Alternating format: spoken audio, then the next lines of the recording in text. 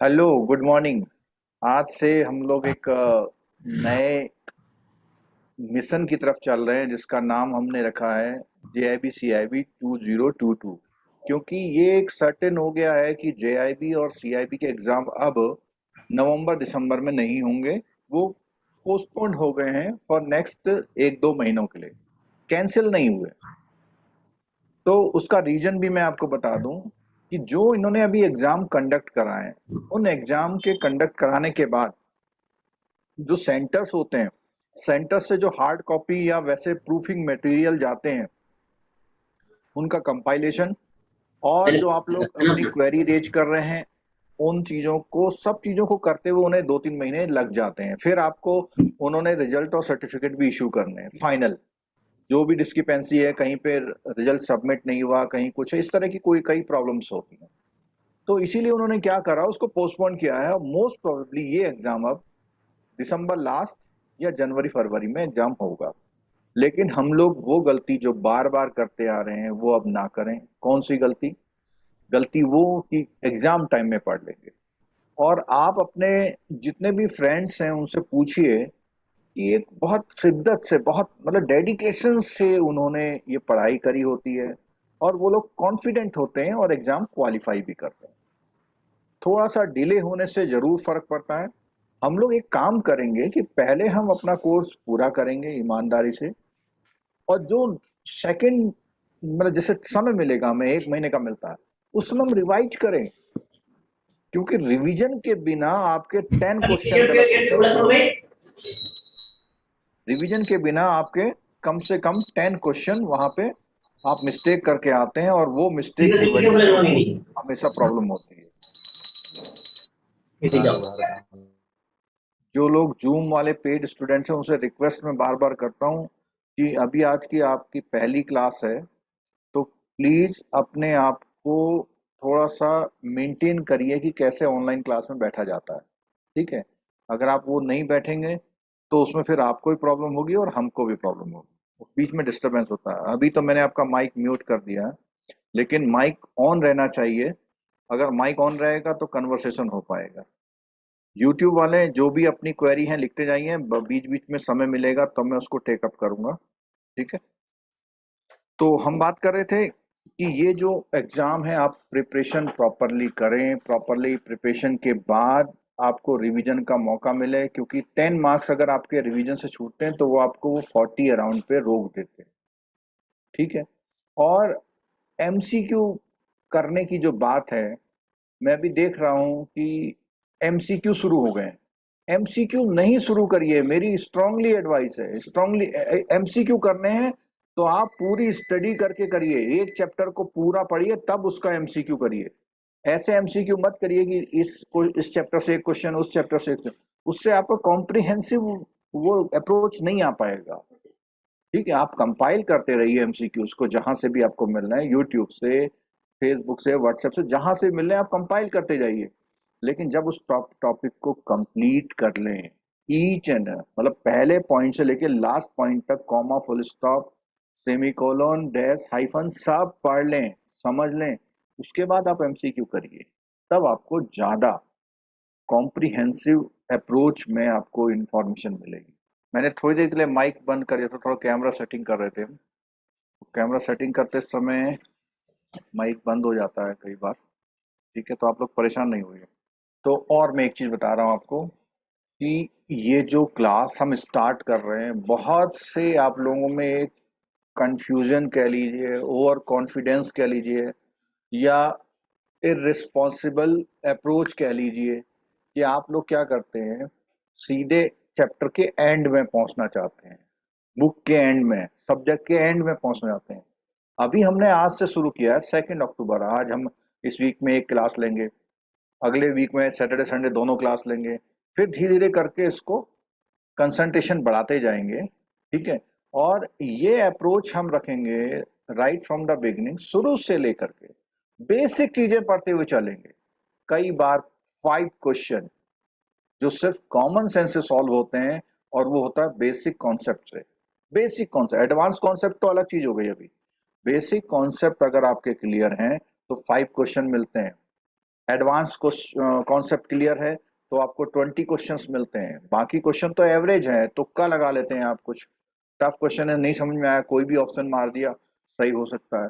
और ये मेरा एक एक्सपीरियंस है, जिसने 35 क्वेश्चंस ये कह के सही कर दिए एग्जाम में कि ये मेरे क्वेश्चन बिल्कुल ठीक हैं, इसका मतलब वो पास है। क्यों? 35 के बाद 65 में से 15 क्वेश्चन सही होना एक बहुत प्रोबेबिलिटी के हिसाब से 99% ओके हो जाता है, क्योंकि उसमें कुछ क्वेश्चन आपके हाफ डाउट वाले होते हैं, कुछ आपके बिल्कुल ब्लाइंड होते हैं, कुछ 3 में से एक ऑप्शन में होते हैं, तो वो पास हो सकते हैं। लेकिन 35 क्वेश्चन, और वो 35 क्वेश्चन कौन से? उन 35 क्वेश्चन में से 10 to 15 क्वेश्चन जो इजीएस्ट हैं, 10 क्वेश्चन जो मॉडरेट हैं और 10 क्वेश्चन जो टफ हैं, अगर आप कर पाए, आपकी कॉन्सेप्चुअलिटी ठीक है, आपने पढ़ा हुआ है, बिल्कुल पढ़ा हुआ चीज वहां आ गई, तो हो सकता है। तो ये जो हम आज की क्लास शुरू कर रहे हैं, बिल्कुल बेसिक से शुरू कर रहे हैं। इसमें जेआईबी और सीआईबी, सीआईबी वाले अपने आप को बिल्कुल ये ना समझें कि हमने जेआईबी पास कर लिया है, मुझे पता है। और आप भी दिल पे हाथ रख के पूछिए कि जब आपने जेआईबी पास किया तो बहुत सारी चीजें आज आपको समझ में आ रही जो कि जेआईबी में थी। तो बेसिक बात हम कर रहे हैं इंडियन फाइनेंशियल सिस्टम की। तो अगर हम इंडियन फाइनेंशियल सिस्टम की बात करेंगे, तो इंडियन फाइनेंशियल सिस्टम समझेंगे तो पीपीबी के लिए डायरेक्ट यूनिट का नेम है, सीआईबी के लिए जो आपका बीएफएम का सी मॉड्यूल है, और एबीएम का जो 11th यूनिट है शायद, इकोनॉमिक चैलेंजेस वाली, तो वहां पर ये दोनों चीजें मिक्स करती हैं। ठीक है, जो एडवांस चीज होगी उसको सेपरेटली कंडक्ट करा जाएगा सीआईबी वालों के लिए, लेकिन कुछ यूनिट्स टॉपिक्स जो होंगे वो कॉमन चलेंगे। और उसके बाद भी अगर कोई स्टूडेंट सीआईबी का ये सोचता है कि नहीं ये तो मुझे आता है, तो वो कोई क्लास छोड़ दे, उसकी गारंटी फिर हमारी नहीं है। कई बार क्लासेस में ऐसे पॉइंट डिस्कशन होते हैं जिनका सीधा सीधा डायरेक्टली बेनिफिट आपको मिलता है एग्जाम में। तो मेरी सभी से रिक्वेस्ट है, बहुत लंबी लंबी क्लासेस अभी नहीं लेंगे, 1 से 1.5 घंटा लेंगे, लंबी क्लासेस हम एग्जाम समय में लेंगे। लेकिन जो भी शेड्यूल्ड है, और आपकी जूम वालों, आपकी यहाँ पे अटेंडेंस रिकॉर्ड होती है, जूम में ऑटोमेटिक पेड वर्जन है हमारा, तो उसमें कोई भी कल को चैलेंज करता है कि मैंने सारी क्लासेस ली और मेरा नहीं हुआ, तो वहां पर हमें फिर ये देखना होता है कि क्या रीजंस थे। अभी लास्ट बैच में भी 2-3 स्टूडेंट थे लगातार, उन्होंने ज्वाइन किया था पूरा, लेकिन मार्क्स सेटिस्फैक्टरी नहीं आए, 5, 6, 10, 3 मार्क्स उनके कम रह गए ओवरऑल एग्रीगेट में। लेकिन मेरी और लोगों से भी रिक्वेस्ट है कि कंटिन्यूअस क्लास अटेंड करिए। अगर देख नहीं सकते तो सुनिए जरूर, सुनने में तो कुछ नहीं, हेडफोन लगा लीजिए और यूट्यूब चला दीजिए, क्योंकि यूट्यूब का भी लिंक मिल जाता है, या जूम से भी चला दीजिए आप। ठीक है, तो और ये क्लासेस जो हैं, अगर आप लाइव में पूरा देखते हैं तो ही आपकी कंसंट्रेशन बनेगी, अदरवाइज नहीं बनेगी। अपना कमरा बंद कर दीजिए, घर वालों से बोल दीजिए हमें डिस्टर्ब ना करें, जो भी काम होगा उनका क्लास से पहले क्लास के बाद कर लें आप लोग, और अपने माइक को बंद रखें। जब जरूरत होगी तब खोल करके पूछिए आप उसको। ठीक है, तो अब हम शुरू करते हैं, जो हमारा आज का एजेंडा है इंडियन फाइनेंशियल सिस्टम वाला, उसको शुरू करते हैं। मुझे बस थोड़ा सा 1 आध सेकंड का समय दीजिए।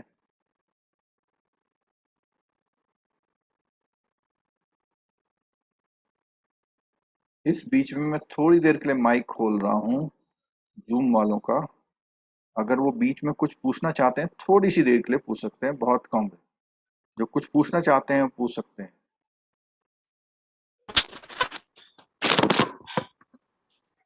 सर नेक्स्ट सीआईबी कब होगा अब? नेक्स्ट ईयर मोस्ट प्रोबेबली जनवरी लास्ट या फरवरी में होगा। अच्छा, मैंने उसी हिसाब से शेड्यूल बनाना पड़ेगा। हाँ, हम तो इसी हिसाब से बनाएंगे, मतलब उससे जी आगे 1 आध महीने और जा सकता है, लेकिन वो लोग कराएंगे, क्योंकि उनका जो आईआईबीएफ वालों का काम है, उनका मेन प्रोडक्ट है जेआईबी सीआईबी। अगर वो जी जेआईबी सीआईबी को इतना कैजुअली लेंगे तो फिर उनकी दुकान नहीं चलेगी। जी आपको सब पता लग गया होगा कि वो लोग क्या स्ट्रेटेजी रख रहे हैं, जी कि क्वेश्चंस को आउट ऑफ द सिलेबस भी पूछ रहे हैं। आउट ऑफ द सिलेबस का मतलब एबीएम का क्वेश्चन बीएफएम में, बीएफएम क्वेश्चन सीआईबी में, उसमें डिटेल में। अभी एक आध क्वेश्चन ऐसी रिटेल में। इंक्लूड हुआ था, अभी लास्ट क्लास में हमारा डिस्कशन हुआ था कि एक उन्होंने क्लास रिटेल में जी बीएफएम का क्वेश्चन पूछा हुआ था, जिससे कोई रिटेल का मतलब नहीं था। तो इसके बारे में कोई चैलेंज वो एक्सेप्ट भी नहीं करते हैं। इसलिए हमको जो तैयार रहना, रेडी रहना है, हमको रेडी रहना है इस हिसाब से कि हमारा जो सिलेबस है वो दिसंबर लास्ट या जनवरी में पूरा हो जाए। उसके बाद हम जो क्रैश कोर्स जी नाम से जो कोर्स चलाते हैं उसमें हम लोग उसको टेकअप कर पाए। और सर, किसी का मेरा कुछ, हाँ, दिसंबर तक का है आपका। क्या चीज? मेरा दिसंबर तक का है आपका कोर्स लिया हुआ। नहीं, वो तो हम फिर मेरे को एक्सटेंड कर एक्स्ट्रा फीस देंगे। भरनी पड़ेगी? ठीक जो sir, thank you sir. Live class वाले हैं उन लोगों का एग्जाम जी जो एक्सटेंशन है वो हमारा एग्जाम तक हो जाएगा, उसके लिए आप वरी नहीं करें। जी सर, अभी कुछ लोगों का पहले थैंक यू। प्रॉब्लम चल रहा था कि सितंबर में उनका एक्सपायर हो गया था, वो चालू हो गया ना? वो कुछ प्रॉब्लम आ गई थी ना?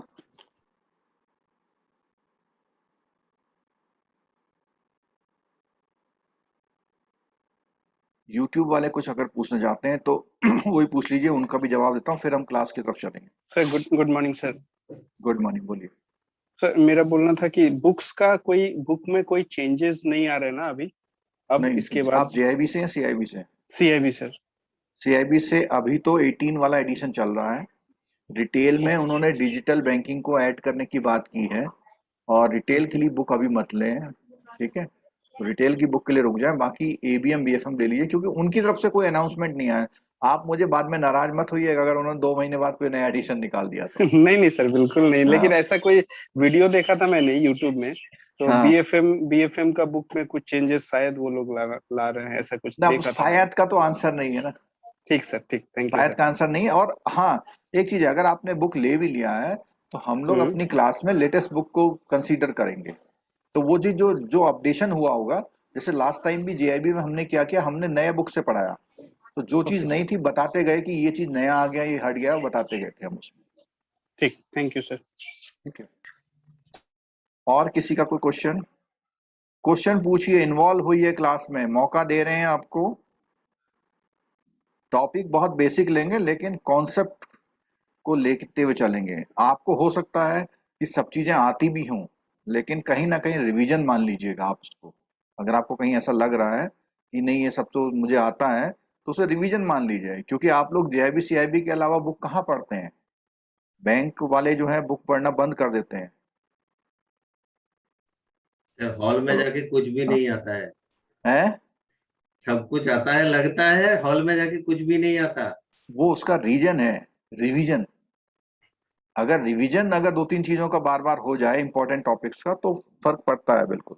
ठीक है, चलिए। तो हम टॉपिक की तरफ बढ़ते हैं, और उस टॉपिक को बेसिक कॉन्सेप्ट से लेंगे। मैं बार बार आपसे रिक्वेस्ट कर रहा हूँ कि आप बेसिक चीज़ों को साथ में लेके चलिए।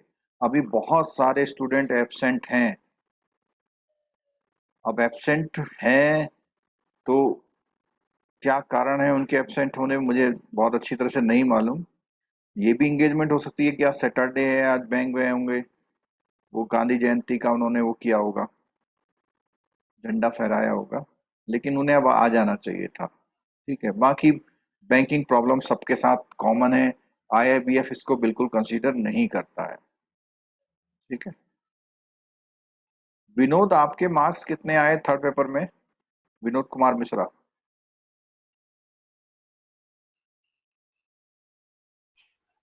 34 सर। थर्ड वाले में? 49 अटेम्प्टेड। थर्ड में कम क्यों आए? Only 49 attempted sir. अच्छा अच्छा, आपने केवल उस से गए थे कि मेरे को केवल हाँ चेक करना है। और वो दूसरे वाले विनोद हैं क्लास में इस समय? यस सर, हूँ सर। हाँ, क्या प्रोसेस है? तुमने तो खबर भी नहीं दी मुझे। सर दिए सर, 49 आए। अरे, कितने चाहिए थे आपको? सर 55 चाहिए थे सर।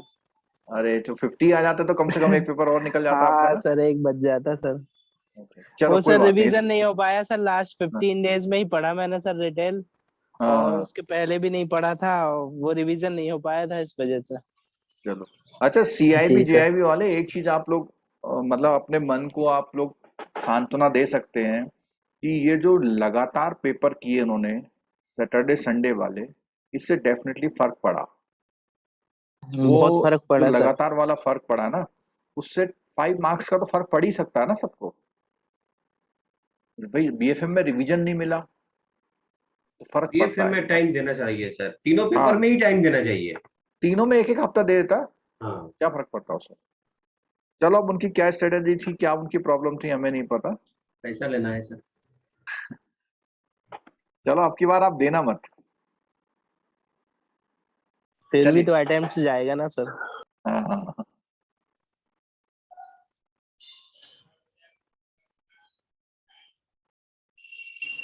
चलो, इंडियन फाइनेंशियल सिस्टम है, मैंने एक बार पहले बता दिया कि टॉपिक का नेम तो जेआईबी से है, लेकिन बीएफएम के मॉड्यूल सी में इसके डायरेक्ट रिलेशन है इस टॉपिक।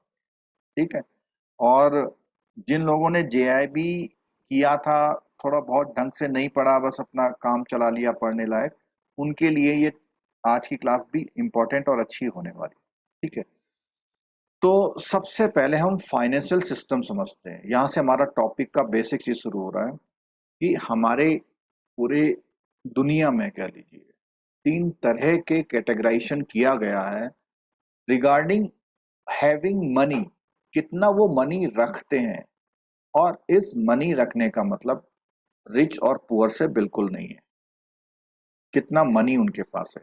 तो 3 कैटेगराइजेशन है। पहली कैटेगराइजेशन है सरप्लस, और दूसरी कैटेगराइजेशन है डेफिसिट, और तीसरी कैटेगराइजेशन है इक्विलिब्रियम। अब ये कैटेगराइजेशन से 3 कैटेगराइजेशन में सरप्लस वो लोग हैं जिनकी जेब में कुछ मनी है, करेंसी है, डिपॉजिट है, और उस डिपॉजिट को उन्हें immediately for 1 month, for 1 year, for 2 year, for 5 year use नहीं करना है, यूज नहीं करना है। ठीक है। तो ऐसा पैसा गरीब के पास भी होता है और अमीर के पास भी होता है। तो यहाँ गरीबी अमीरी से कोई मतलब। सपोज कीजिए आप आपको 50,000 गवर्नमेंट ने दे दिए, कोई ऐसा सब्सिडी वगैरह दे दी, और उसका आप अभी कोई यूज नहीं कर रहे हैं। तो वो यूज नहीं कर रहे हैं, इट मीन्स वो पैसा आपको आपके लिए सरप्लस है, तो आप उसको कहीं रखेंगे। तो आपके पास ऑप्शन क्या होते हैं, या तो आप उसे कैश होल्ड कर सकते हैं, या उसे कहीं इन्वेस्ट कर सकते हैं। कैश रखेंगे या इन्वेस्टमेंट करेंगे। ठीक है। और इन्वेस्टमेंट आप कैसे करेंगे, आप आजकल सुन रहे हैं फाइनेंशियल इंक्लूजन सुन रहे हैं। तो फाइनेंशियल इंक्लूजन ये उन्हीं लोगों तक पहुंचने की बात है जिनके पास थोड़ा बहुत भी सरप्लस है, या जिनको थोड़ी सी भी डिमांड है। दोनों बातें। तो आपको बाइपाटाइट का एरिया मिलता है 1 लाख रुपए, तो आप जिस समय 1 लाख रुपए मिलता है उस समय आप सरप्लस में हैं। अमीर हैं गरीब हैं छोड़ दीजिए, लेकिन तब तक आप सरप्लस में हैं जब तक आप उस 1 लाख रुपीज को कहीं डिप्लॉय नहीं करते, कहीं इन्वेस्ट नहीं करते, कहीं सेफ नहीं करते, तब तक आप सरप्लस में। तो उसके लिए बीच में कुछ लोग, ऑर्गेनाइजेशन, इंस्टीट्यूशन, फाइनेंशियल इंस्टीट्यूशन आते हैं जो आपको हेल्प करते हैं। उनको हम लोग क्या बोलते हैं, आप लोग आंसर कर सकते हैं अगर आप करना चाहें तो। उन लोगों को हम लोग क्या बोलते हैं,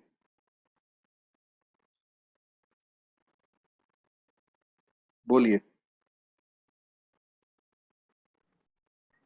इंटरमीडिएरीज।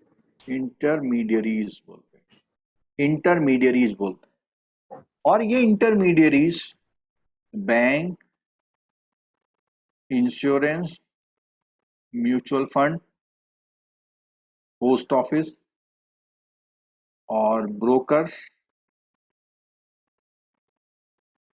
और डिफरेंट इंस्टीट्यूशंस हो सकते हैं, इंस्टीट्यूशंस हो सकते हैं। तो ये जो इंटरमीडियरीज हैं, ये इंटरमीडियरीज आपके उस फंड को डिप्लॉय करते हैं, आपसे लेते हैं, और आपसे वो इस फंड को लेते हैं। और ये कंसर्न नहीं है कि फंड बहुत ज्यादा है या कम है, कुछ भी फंड है उसको लेते हैं और अपने थ्रू किसी ऐसे पर्सन को देते हैं ऐसे बहुत सारे पर्सन या एक पर्सन को देते हैं जिनको मनी की रिक्वायरमेंट होती है, ठीक है, इसीलिए इनको हम डेफिसिट बोल रहे हैं। अब मैं यहाँ पे 3 नेम लिख रहा हूँ, 3 नेम लिख रहा हूँ, आपको बताना कौन डेफिसिट में है। एक है सचिन तेंदुलकर, एक आपके हो गए अंबानी जी, और एक आपका हो गया बैंक का सब स्टाफ हो गया। आपको बताना है कि इनमें से कौन डेफिसिट में है। सर कोई भी हो सकता है। कोई भी हो सकता है, बिल्कुल ठीक, कोई भी हो सकता है ना, बिल्कुल ठीक, सही आंसर दिया, कोई भी ऐसा हो सकता है। यानी ऐसा कब होगा वो, जब वो इसमें से किसी भी ऑर्गेनाइजेशन के पास डिमांड करने जाए। डिमांड कैसे करने जाएगा वो, एज ए लोन। तो हो सकता है सचिन तेंदुलकर 50,000 करोड़ का कोई प्रोजेक्ट लेने जा रहे हैं, उस समय वो लोन ले सकते हैं।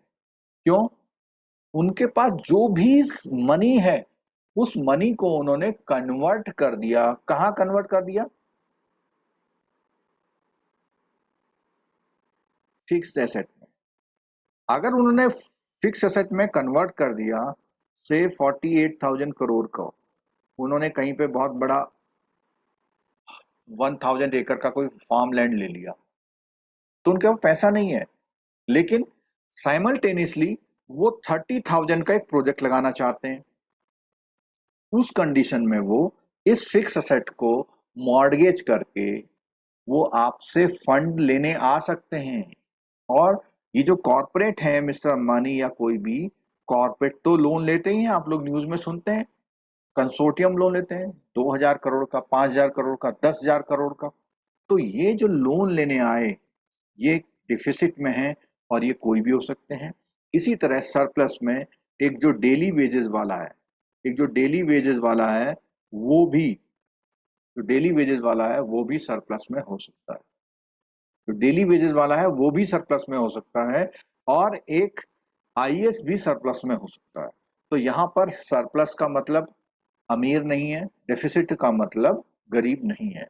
और ये जो इंटरमीडियरीज हैं ये डिफरेंट एट्रैक्शन से, एजेंट से, ब्रोकर के थ्रू आपसे पैसा लेते हैं, या आप खुद भी जाते हैं जमा करने, उस पैसे को डिप्लॉय करते हैं उन लोगों के पास जिनको डिफिसिट में होता है। अब यहाँ पे जो सरप्लस वाला बंदा था, सरप्लस वाले ने जैसे ही अपना पैसा डिपॉजिट किया, हो सकता है वो अब उसके पास कोई भी सरप्लस नहीं है, तो वो इक्विलिब्रियम स्टेज में आ जाएगा, साम्यावस्था में आ जाएगा, ठीक है। इसी तरह से जो आपका ये डेफिसिट वाला है, मान लिया डेफिसिट वाले को 50,000 का लोन चाहिए था, उसे अपना रिपेयर कराना हाउस, जैसे ही वो 50,000 लेगा तो वो भी किस में आ जाएगा, इक्विलिब्रियम में। तो ये जो मूवमेंट है, ये जो फाइनेंशियल सिस्टम का मूवमेंट है, तो फाइनेंशियल सिस्टम क्या है, फाइनेंशियल सिस्टम इज है moving money towards surplus to the deficit through an or one or more intermediaries. तो फाइनेंशियल सिस्टम क्या हो गया कि जहां पर सरप्लस मनी को हम लोग डेफिसिट तक पहुंचाते हैं थ्रू इंटरमीडियरीज, और उसके बाद जो सरप्लस वाले हैं और डेफिसिट वाले इक्विलिब्रियम पे आ जाते हैं। तो वो पूरा सिस्टम फाइनेंशियल सिस्टम है। अब बात करते हैं इंडियन फाइनेंशियल सिस्टम। तो इंडियन फाइनेंशियल सिस्टम की बात आई तो बहुत कॉमन सा नेम है इंडियन। इंडियन मीन्स ऐसे इंटरमीडियरीज, ऐसे इंटरमीडियरीज जो इंडिया में काम करते हैं। तो इंडियन वो इंटरमीडियरीज सरप्लस से मनी को डेफिसिट में डिप्लॉय करते हैं, तो वो इंडियन फाइनेंशियल सिस्टम के पार्ट हो जाते हैं। तो इंडियन फाइनेंशियल सिस्टम की अगर मैं बात करूं तो यहाँ पर हम अब जो लिखने वाले हैं ये आपका पूरा सिलेबस होता है, चाहे वो जेआईबी है चाहे वो सीआईबी है, ठीक है। अब मैं यहाँ पे कुछ नेम लिखना शुरू कर रहा हूँ, आप लोग पहले बोलना शुरू कर देंगे। बोलिए ये इंटरमीडियरीज कौन कौन से हैं, और इंटरमीडियरीज के नाम देने हैं आपने। यूट्यूब वाले भी दे सकते हैं और आप भी दे सकते हैं। दीजिए, नेम दीजिए। बैंक्स। बैंक हो गया, और बैंक का मतलब any type of bank. Any type का मतलब आपका कॉमर्शियल बैंक सबसे पहले, कॉमर्शियल बैंक हो गए।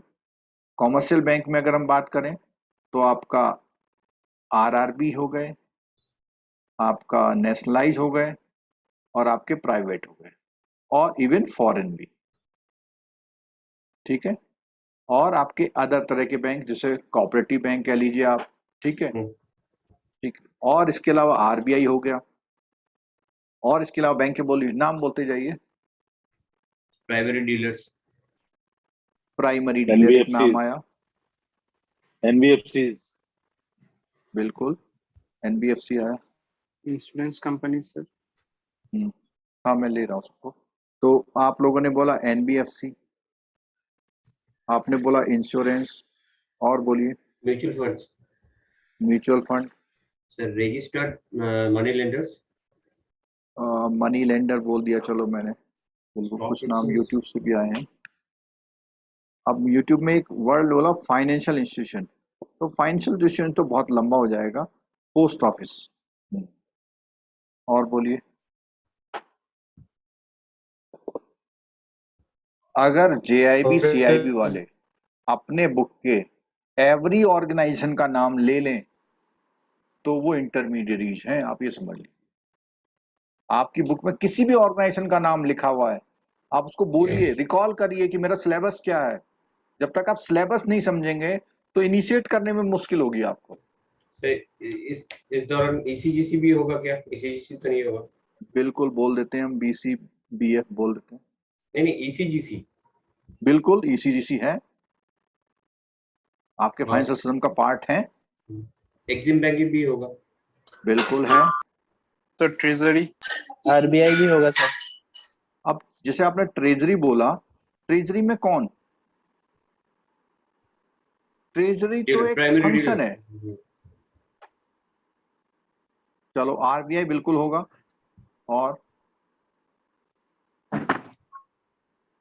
ये स्क्रीन कंप्लीट भर जानी चाहिए। आईआरडीआई, बिल्कुल IRDI. Asset liability management company. कौन सी? एक एएलएम कंपनी का नाम बताइए, चलिए। सर सेबी, है? सेबी, नहीं नहीं, एसेट लायबिलिटी कंपनी का नाम पूछ रहा हूं मैं। सेबी तो है, ठीक है चलो। एसेट लायबिलिटी कंपनी नहीं होती है, एक डिपार्टमेंट होता है हर ऑर्गेनाइजेशन में, ठीक है। एआरसी होगा? एआरसी, एआरसी, ठीक है। मैंने बोला ना, आप अपने बुक को रिकॉल करिए, बुक में क्या क्या है, बोलिए और बोलिए। बस इतने ही नाम है आपकी बुकों में? सर गवर्नमेंट ऑफ इंडिया भी होगा? गवर्नमेंट ऑफ इंडिया को आरबीआई की तरह मान लेते हैं हम लोग, चलो। और बोलिए।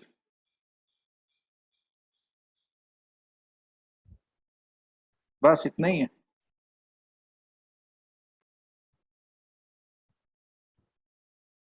आप लोग इतना ही बता पा रहे हैं, हम बताएं कुछ? नाबार्ड का नाम आपने सुना Yes. है? मुद्रा बैंक का नाम सुना है आपने? सिडबी? सिडबी का नाम सुना है आपने? आईडीबीआई का नाम सुना है आपने? आईसीआईसीआई का नाम सुना है आपने? ये भी है, ठीक है। इसके अलावा मर्चेंट बैंकर, मर्चेंट बैंकर, आपने एजेंटों का नाम सुना हुआ है, आपने ब्रोकर का नाम सुना होगा, आपने डेट एंड इक्विटी रेजर का नाम सुना होगा, ठीक है। ऑथराइज्ड डीलर, बिल्कुल एडी। हाँ, और बताइए। एसपीबी, क्या बताएं? एसपीबी, स्पेशल मतलब? Purpose special purpose vehicle. अच्छा एसपीवी, एसपीवी तो ये हो गया ना, एसपीवी तो एआरसी को ही बोल देते हैं,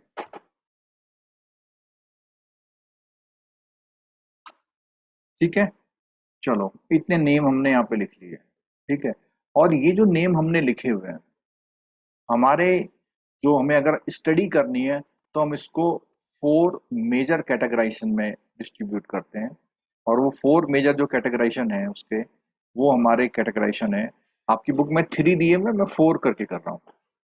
पहला है हमारा आरबीआई, दूसरा है हमारा सेबी, तीसरा है हमारा पीएफआरडीए और आईआरडीएआई,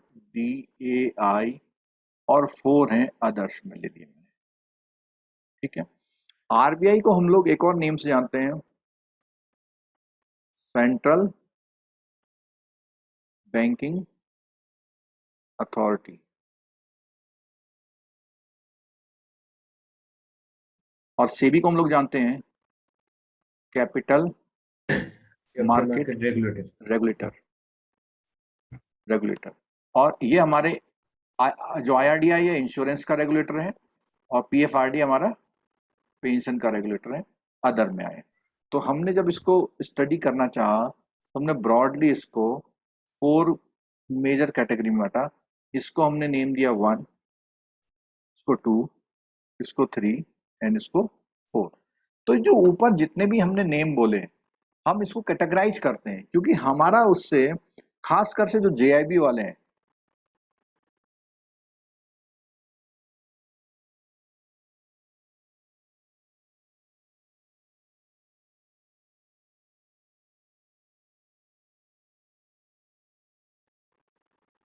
तो हम लोग इसको कैटेगराइजेशन पे लाते हैं। तो कैटेगराइजेशन पे लाएंगे तो सबसे पहले जो हमारा, अच्छा इसमें एक चीज और छोटी है, हमने, आपने उसका नाम नहीं बोला मुझे, एमएफआई का,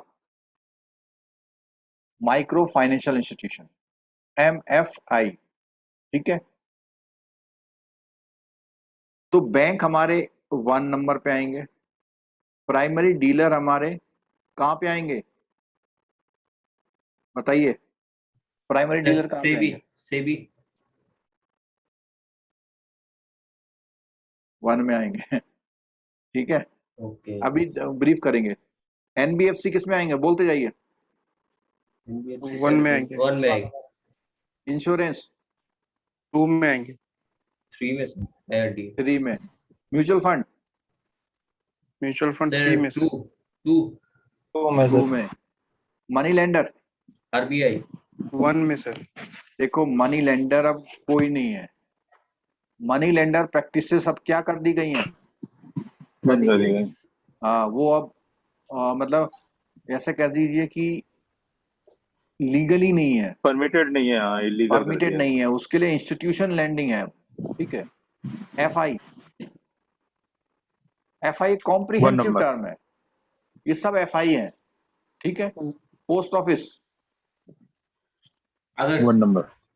4 नंबर में आएगा। एमएफआई बताइए, सर ये आरबीआई 1 में आएंगे सर। आरबीआई है। बीसीबीएफ बताइए, आरबीआई आरबीआई है। बेसिकली इसको, इसकी रेगुलेशन बनाते हैं आरबीआई, और बैंक इसको अपॉइंट करते हैं। ECGC 1 RBI Others. नहीं है सर, अदर्स है। अदर्स है।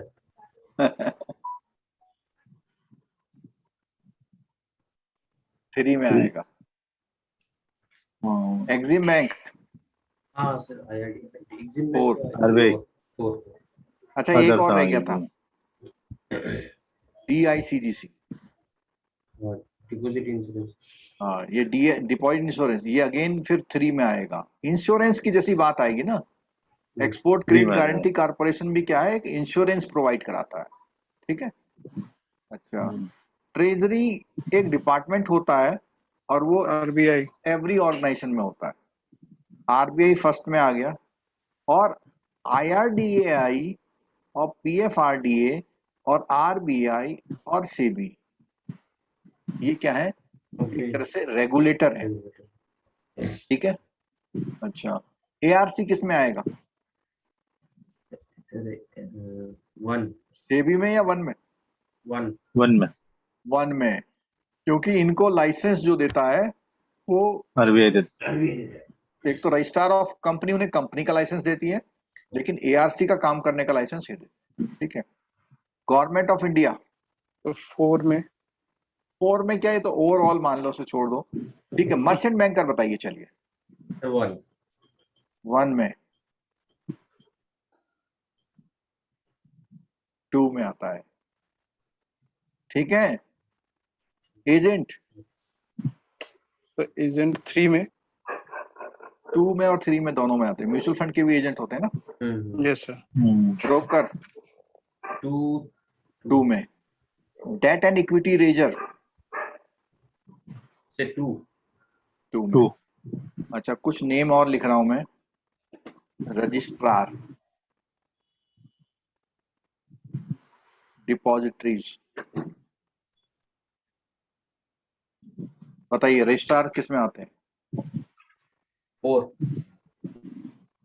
4 में। जेआईबी वाले भी कुछ आंसर दे रहे हैं क्या? देखिए हमारी क्लास तो इसी तरह चलेंगी। ठीक है। एमसीक्यू हम नहीं कराएंगे, कोई भी चीज को बहुत बारीक से बारीक कॉन्सेप्ट को लेते हुए आगे चलेंगे। आप एडिशनल स्टडी में कुछ भी करिए, आपको हेल्प करेगा। ठीक है। तो यहाँ पर रजिस्ट्रार की जब बात आती है, तो रजिस्ट्रार आईपीओ के रजिस्ट्रार होते हैं, म्यूचुअल फंड के रजिस्ट्रार होते हैं, लैंड के रजिस्ट्रार होते हैं, मैरिज के रजिस्ट्रार होते हैं, बहुत सारे रजिस्ट्रार होते हैं। लेकिन यहाँ जो रजिस्ट्रार लिखे हुए हैं वो हैं आईपीओ और म्यूचुअल फंड का जो एनएफओ आता है उसके रजिस्ट्रार। तो ये कहाँ पर आएंगे? 2 में। ऐसे ही बात करते हैं डिपॉजिटरीज की। तो डिपॉजिटरीज इंडिया में कितनी है? 2। NSDL और CDSL।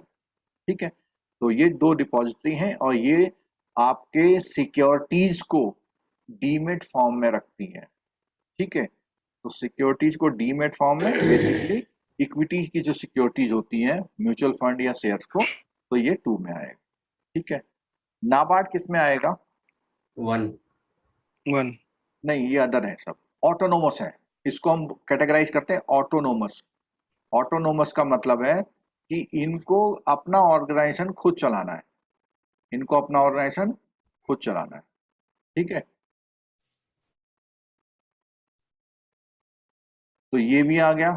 ऐसे ही मुद्रा बैंक, सिडबी, आईडीबीआई, आईसीआईसीआई।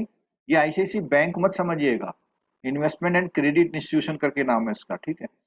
और ऑथराइज डीलर। तो ऑथराइज डीलर बेसिकली कौन है?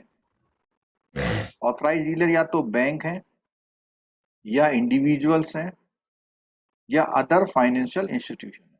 तो ये सारे ऑथराइज डीलर हैं और ये आता है 1 में कैटेगराइज होते हैं। ठीक है। और ये ऑथराइज डीलर क्या काम करते हैं? फॉरेक्स रिलेटेड ट्रांजेक्शन को मेंटेन करते हैं। क्लियर हो गया? तो ये हमारा स्ट्रक्चर बना कि हमारी जो स्टडी होगी वो किस तरह से होगी। ठीक। अब थोड़ा सा ये जो मार्केट है हमारा, इसके बारे में बात करते हैं। बहुत इंटरेस्टिंग कॉन्सेप्ट आ रहा है, ध्यान रखिएगा कि मार्केट, और इस मार्केट को हम नेम दे रहे हैं फाइनेंशियल मार्केट। अभी जिन लोगों ने जेआईबी भी कर लिया, कई स्टूडेंट ऐसे होंगे इस फाइनेंशियल मार्केट के कितने पार्ट हैं वो नहीं जानते होंगे। अगर हम इसको जानते हैं तो हम अपने सिलेबस को और सेग्रीगेट कर सकते हैं। इधर तो हमने ऑर्गेनाइजेशन के नाम लिए, अब हम बात करेंगे ऑर्गेनाइजेशन प्ले कहाँ करते हैं, कहाँ काम करते हैं। ठीक है। तो इंडिया का जो फाइनेंशियल मार्केट है वो 4 मार्केट में डिवाइडेड है। 4 मार्केट में डिवाइडेड। ठीक है। तो सबसे जो कॉमन और वास्ट मार्केट है वो आपका है पहला, कौन सा? Money market. सेकंड कौन सा है? Debt market. और थर्ड कैपिटल मार्केट है। और फोर्थ है फॉरेक्स मार्केट। ठीक है। तो ये हमारे 4 मार्केट हैं जिनको हम बोल रहे हैं फाइनेंशियल मार्केट। और फाइनेंशियल मार्केट में money market, debt market, capital market और फॉरेक्स मार्केट। अब मार्केट तो हो गया डिसाइड कि हमें कहाँ कहाँ डील करना है, लेकिन इन देखो पहले आया ऑर्गेनाइजेशन, ये सब ऑर्गेनाइजेशन थे, ये ऑर्गेनाइजेशन डीलिंग में हेल्प करते हैं। उससे भी पहले आए कौन? सरप्लस और डिफिसिट के लोग। सरप्लस डिफिसिट के लोग आए, उन लोगों की डीलिंग कहाँ होनी, वो कौन करेगा, और उन लोगों की डीलिंग कौन करेगा और कहाँ करेगा और क्या क्या डील करेगा। ठीक है, तो क्या क्या डील करेंगे अगर आए आइटम्स में आए तो मनी मार्केट में सबसे पहले बात करते हैं। तो मनी मार्केट में कौन कौन से इंस्ट्रूमेंट डील होते हैं? तो सबसे पहले वहां पे कॉल, नोटिस, टर्म, ठीक है, commercial paper, certificate deposit, inter corporate certificate deposit, inter corporate deposit, ठीक है, ये आइटम आपके इसमें आए। अगर हम डेट मार्केट में करें तो डेट मार्केट में आपका बॉन्ड आ जाता है, ठीक है, बॉन्ड आ जाएगा। बॉन्ड में भी एक सेंट्रल हो सकता है और एक स्टेट हो सकता है, ठीक है। ऐसे ही सिक्योरिटीज आती हैं, सिक्योरिटीज में फिर अगेन सेंट्रल और स्टेट होता है। कैपिटल मार्केट की बात करें तो म्यूचुअल फंड है और आपका शेयर मार्केट है,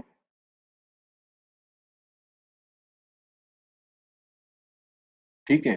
फॉरेक्स में बात करें तो फॉरेक्स में आपका करेंसी एक्सचेंज मार्केट है, करेंसी से रिलेटेड मार्केट है, रेमिटेंस से रिलेटेड मार्केट है, ठीक है, कॉन्ट्रैक्ट से रिलेटेड मार्केट है, एलसी से रिलेटेड मार्केट है। तो इस तरह से हमारा ये फाइनेंशियल मार्केट फिर डिवाइड होता है कि ये चीजें उसमें होती हैं, ठीक है। तो ये आपको एक तरह से आपका बेसिक इंडियन फाइनेंशियल सिस्टम की एक पूरा स्ट्रक्चर मालूम हो गया। फिर बाद में हम एक एक पॉइंट को लेके चलेंगे, और अगर हम इसमें इंटरनेशनल की बात करें तो कुछ ऑर्गेनाइजेशन और आते हैं, जैसे आपका आईएमएफ आ गया, वर्ल्ड बैंक आ गया, ठीक है, इंडियन आईएमएफ हो गया, वर्ल्ड बैंक हो गया, आपका एशियन डेवलपमेंट एडीबी हो गया, और एक नया बैंक और खुला, उसका नेम बताइए आप लोग। नया तो नहीं है, बहुत पुराना हो गया, बोलिए। BRICS bank. बिल्कुल, ब्रिक्स बैंक, ठीक है। अच्छा, ब्रिक्स बैंक का नाम क्या रखा है? शायद तो क्या जनरल या कुछ था, याद नहीं आ रहा।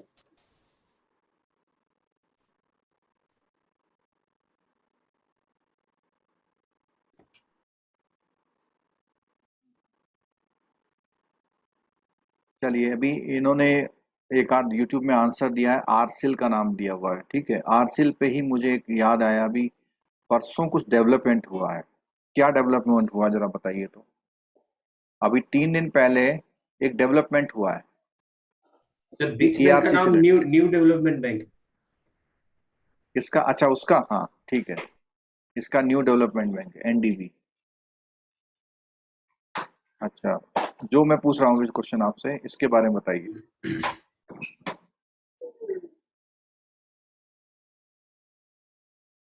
ये एआरसी के बारे में डेवलप अब बात कर रहे हैं। देखो, मैं बहुत स्टैटिक नहीं पढ़ा पाऊंगा, चीजों को लिंक करिए। क्या चीज हुई है अभी? आप लोग बैंकर हैं और आपके दोनों के बुकों में एक चैप्टर है रीसेंट बैंकिंग डेवलपमेंट वाला, इकोनॉमिक डेवलपमेंट वाला।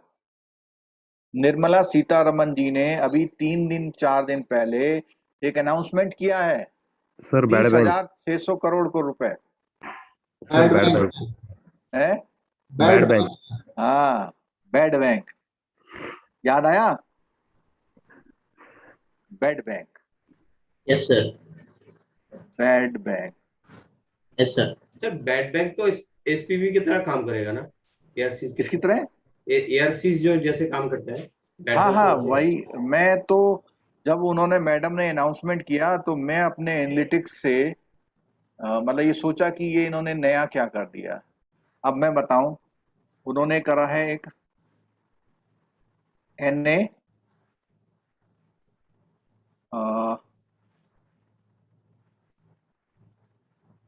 RC NARC प्लस IDRC, ऐसा कुछ दो बताए ना आप लोग, जरा देखिए क्या है। NARC प्लस IDRC करके दो करा, उन्होंने बोला नेशनल रिकंस्ट्रक्शन कंपनी। तो वो तो पहले अगर हम बात करते तो आपने अगर नाम सुना होगा, आरसीएल का नाम सुना किसी ने? 2000 के आसपास फॉर्म हुआ था RCL, asset reconstruction company of India limited, अगर आपने सुना हो।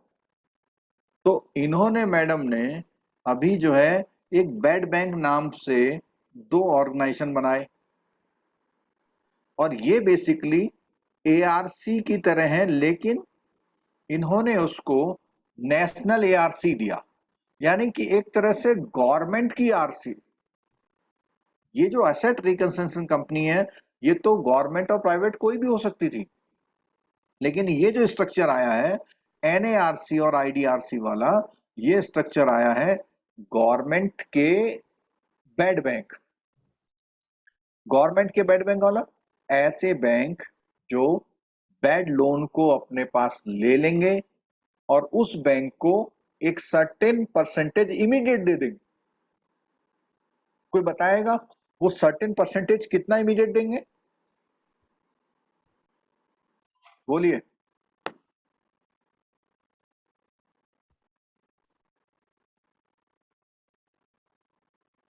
सपोज कीजिए कि अगर 50 करोड़ का कोई बेड लोन ये टेक ओवर करते हैं, तो 15% कितना? 15% ये इमीडिएट पेमेंट करेंगे और 85% उसके सिक्योरिटी के रियलाइज होने पर करेंगे। ये क्वेश्चन आपका आ सकता है और मुझे आपसे ये आंसर चाहिए कि ये 15% क्यों रखा है? कहीं कोरिलेट कर सकते हैं आप पीछे से? ये 15% वाले पॉइंट को कहीं से कोरिलेट कर सकते हैं? सबस्टैंडर्ड वाला किसका? सॉरी एनपीए का जो ये है स्ट्रक्चर है उसके साथ जो प्रोविजन है।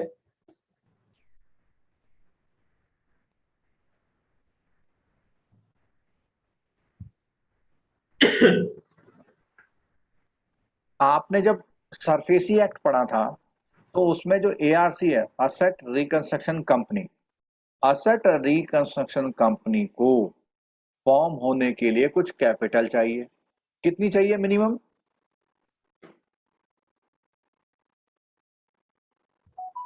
सर 100 बहुत सिंपल क्वेश्चन है।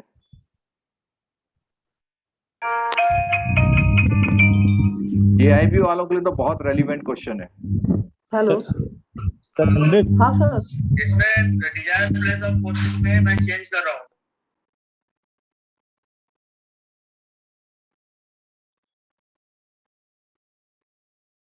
मैं आंसर करता हूं 15% या 2 करोड़ मिनिमम। मिनिमम 2 करोड़ चाहिए और 15% चाहिए जितना आप लोन को अपने आप ओन करते हैं। तो इसीलिए वो सेम पैरेलल 15% NARC के लिए भी किया और 15% ये NARC ने कैपिटल दे दिया, NARC को कैपिटल दिया गवर्नमेंट ने। तो गवर्नमेंट ने क्या अनाउंस किया सुनिएगा जरा, 2 लाख करोड़। तो 2 लाख करोड़ का 15% अगर आप करते हैं तो आता है 13,600।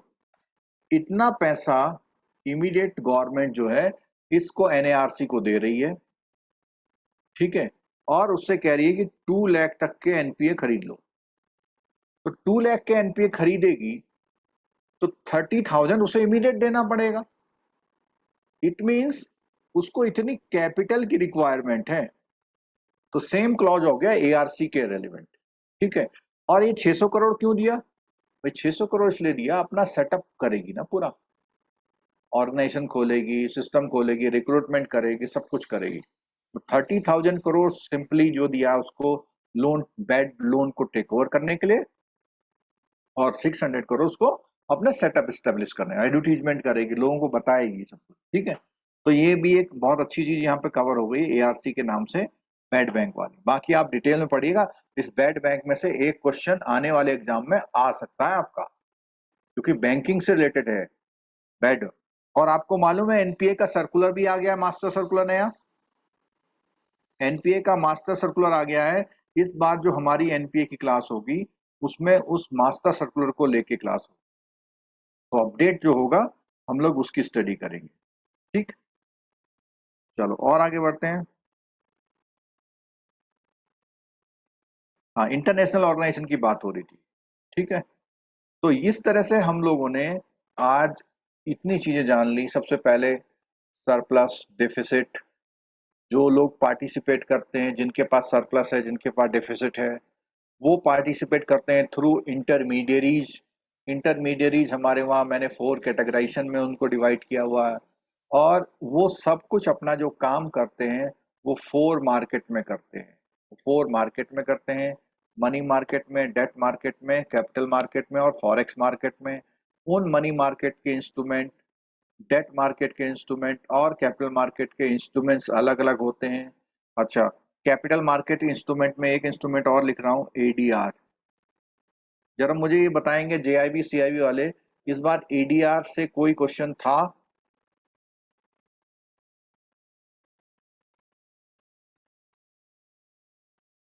बोलिए, सचिन आचार्य जी बोलिए, आपने रेज हैंड किया था। सर मेरा एक सवाल है। हम्म, सर मेरा एक सवाल है। बोलिए। Sir already asset reconstruction company होते हुए फिर बैड बैंक खोलने की जरूरत क्यों पड़ी? यही तो मैंने क्वेश्चन रेज किया। एक फर्क तो मुझे मालूम है कि asset reconstruction company all private थी आरसील को छोड़ के। अच्छा, आरसील जो थी वो asset reconstruction company of India limited करके उसका नेम रखा गया था।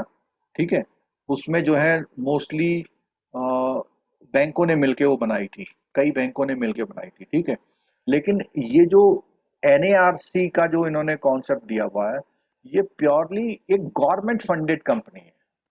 तो बस केवल यही आंसर है कि वो सारी कंपनियां प्राइवेट या कंसोर्टियम में काम कर रही थी, लेकिन ये प्योरली बैंक की एक कंपनी है जिसको गवर्नमेंट ने 30,000 करोड़ रुपए फंडिंग किया हुआ है। ठीक है सर, ये लेकिन नहीं, एसेट रिकंस्ट्रक्शन का काम तो ये कंपनियां ऑलरेडी कर रही थी, तो गवर्नमेंट अभी मैं बताऊं, सुनो की जरूरत ही क्यों पड़ी? हाँ मैं बताता हूँ। एसेट रिकंस्ट्रक्शन कंपनी क्योंकि प्राइवेट कंपनी थी तो उनके पास उतनी कैपिटल नहीं थी। अच्छा, मतलब एक तरह से ये कहना है कि हमारे इंडियन बैंकों को ग्लोबल लेवल पे रिकॉग्नाइज करने के लिए एनपीए को कम करना, और एनपीए कम कैसे होगा? जब गवर्नमेंट ने एक सपोर्टिव कंपनी बना दी, और वो कंपनी क्या करेगी, बैंकों के बहुत सारे एनपीए को एब्जॉर्ब कर लेगी, तो बैंकों की बैलेंस शीट से वो एनपीए हट जाएंगे। राइट सर, ये एक पर्पज रहा है। ये फॉरेन में भी सर है एक्चुअली कंसेप्ट? फॉरेन में हाँ है, बिल्कुल है। फॉरेन में तो पहले से ही है एआरसी जो कंपनी है, पर वहां गवर्नमेंट की नहीं है। सर वहाँ गवर्नमेंट तो की देखो, मोस्टली सब फॉरेन में प्राइवेट ही है। अधिकतर जो कंट्री है वहां पे गवर्नमेंट सिस्टम ज्यादा काम नहीं करता, अधिकतर काम- प्राइवेट कॉर्पोरेट प्लेयर ही इसको करते हैं। फेड रिजर्व खुद ही प्राइवेट है तो हाँ, वो फेड रिजर्व खुद ही प्राइवेट है, और बैंक ऑफ क्या बोलते हैं, बैंक ऑफ लंदन बैंक वो ऑफ भी इंडिया। प्राइवेट है, बैंक ऑफ इंग्लैंड सॉरी।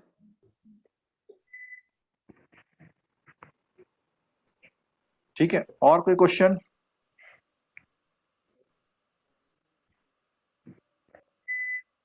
नहीं, इसमें से सर बैंक का बैलेंस शीट भी क्लियर होगा ना? हाँ, पर्पज वही है। मैं इसको थोड़ा सा प्रैक्टिकली बताता हूँ। जैसे सपोज कीजिए किसी बैंक के पास 1000 करोड़ के एनपीए हैं। अब ये एनपीए ट्रांसफर हो जाएंगे किसी एनएआरसी को। पहले भी होते थे एआरसी को, लेकिन एआरसी बड़े एक्सपोजर पे वो नहीं करती थी। ठीक है, अब इधर ट्रांसफर हो जाएंगे। तो ये जो एनपीए है यहाँ से माइनस हो जाएगा और ये एनपीए इनके पास आ जाएगा। अच्छा, कोई क्वेश्चन मैं पूछूं अगर आपसे कि ये अकाउंट इस कंपनी इस एनएआरसी के पास आएगा तो कितने दिनों तक ये स्टैंडर्ड रहेगा? ये क्वेश्चन पता नहीं आपके वहां आया नहीं आया, आना चाहिए। आंसर करिए। So 90 days. 90 डे में तो समझ ही नहीं पाएगी वो। 1 year सर। 1 ईयर है इसका आंसर। तो एक तो यहां से हट गया, यहां से ये अकाउंट हट गया तो आपकी बैलेंस शीट से माइनस हो गया एनपीए। तो आप जो एनपीए परसेंटेज निकालेंगे इसको रिमूव करके निकालेंगे, ठीक है। अच्छा, ये एनएआरसी इतने लोन हटने के लिए इसको क्या देगी? 15% तो इमीडिएट देगी, 15% इमीडिएट दे देगी, ठीक है। अभी जैसे मैं इसको एक्सप्लेन कर रहा हूं तो कई स्टूडेंट को नींद आने लग गई होगी, लेकिन जब एग्जाम में आएगा तब फिर सोचेंगे आउट ऑफ द सिलेबस आ गया। 15% इमीडिएट, रेस्ट 85% का क्या करेगी? Government guarantee. क्या करेगी? गवर्नमेंट गारंटी कर रही है इसको। वो एसेट सेल होने के बाद। हाँ, लेकिन गवर्नमेंट गारंटी क्या कर रही है कि चिंता नहीं करो, ये सेल करेगा एसेट तो आपको पैसा देगा, ठीक है, और नहीं आया तो डूबेगा। लेकिन बैंक को क्या फायदा हो रहा है? बैंक इमीडिएटली इतने एक्सपोजर से आउट हो जा रहा है और 85% में गवर्नमेंट ने कमिटमेंट किया हुआ है कि सेल होने के बाद पैसा आपको मिलेगा, ठीक है। और सिक्योरिटी अगर होगी तो कुछ ना कुछ सेल तो होगा। अब 85% में अगर उसे 70% भी आ जाए तो भी ठीक है, 100% प्रोविजन तो नहीं करना पड़ेगा ना, प्रॉफिट अच्छा हो जाएगा, कैपिटल का बैलेंस बढ़ जाएगा आपका। ये प्रोसेस है इसका। That means सर प्रोविजनिंग नहीं होगी उसमें ना? नहीं, प्रोविजनिंग क्यों होगा? जब आपका पूरा एसेट ट्रांसफर हो गया, अब आपकी किताब में एनपीए है ही नहीं, तो प्रोविजन क्यों होगा? यस सर तो 15 क्वेश्चन है। हाँ, ये जो बैड लोन्स है हाँ, इसमें गाइडलाइंस है कि जैसे फ्रॉड अकाउंट है या एनसीएलटी अकाउंट है ये ट्रांसफर नहीं होंगे। हाँ, ठीक है। जस्ट लाइक जैसे डीएचएफएल अकाउंट एनपीए है एंड एट फ्रॉड डिक्लेयर्ड है, तो अगर जैसे 1300 करोड़ या 14,000 करोड़ का अकाउंट है ये तो ट्रांसफर होगा नहीं। क्यों नहीं होगा? तो सर वो गाइडलाइन में नहीं आता बैड लोन्स के ट्रांसफर होने के। नहीं, अगर देखो गाइडलाइन में नहीं आएगा, नहीं आएगा, उसका लेकिन ये इम्पैक्ट तो सेम ही रहेगा। 14,000 करोड़ का आप बता रहे हैं तो क्या ये फ्रॉड का केस है? जी हाँ, बिल्कुल नहीं आएगा। फ्रॉड है सर। हाँ, तो फ्रॉड के केस नहीं आएंगे। तो सर फिर बैड लोन्स का तो मीनिंग जो बैंक है उसका तो मीनिंग ही नहीं रहा। नहीं, मैं बताता हूँ। फ्रॉड में वो भी रिकवरी नहीं कर सकते तो बैंक तो खुद नहीं कर पा रहा। नहीं, फ्रॉड क्या है? एक नेचुरल फिनोमिना से नहीं हुआ, वो एक अलग चीज है। एक एनपीए को क्या कैटेगराइज करना है? एनपीए कैटेगराइज करने का मतलब ये है कि एक सिंपल आपने लोन दिया था, वो इतने डेज तक उसकी रिकवरी नहीं आई तो इसलिए वो एनपीए हुआ।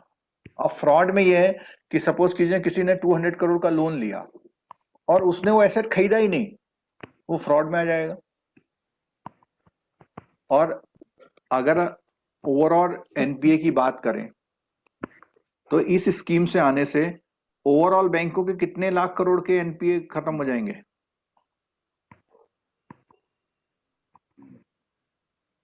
2 लाख करोड़ के एनपीए बैलेंस से कम हो जाएंगे आपके बैंकों के। और बैंकों में टोटल एनपीए है कितना, कोई बता सकता है? टोटल बैंक एनपीए कितना है इस समय ओवरऑल इंडस्ट्री का?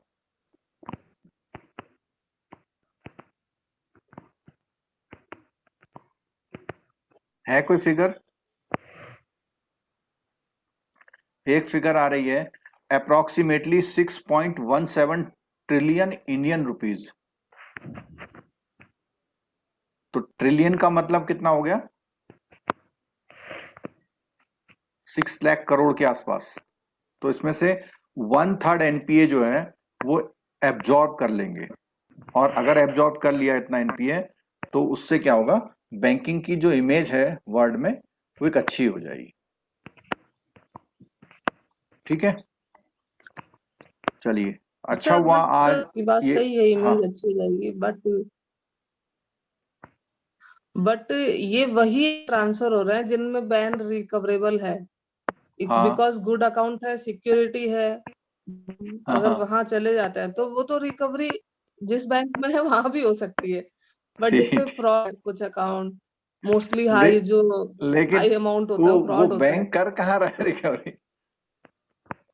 Sir unsecured loan transfer security होंगे में तो या कहीं नहीं नहीं? होगा। बैंक का रेस्पॉन्सिबिलिटी तो वहां पे खत्म हो जा रहा है ना।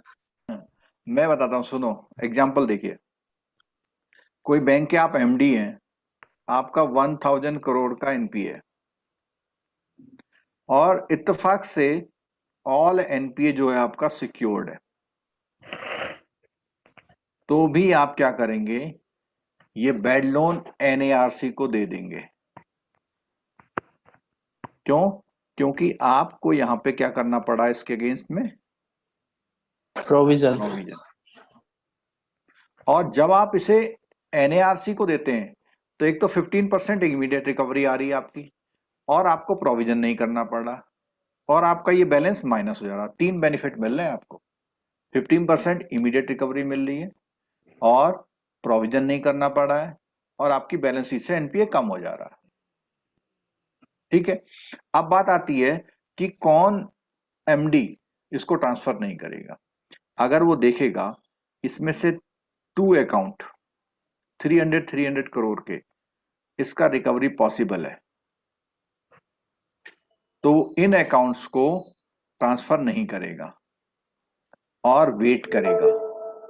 ठीक है,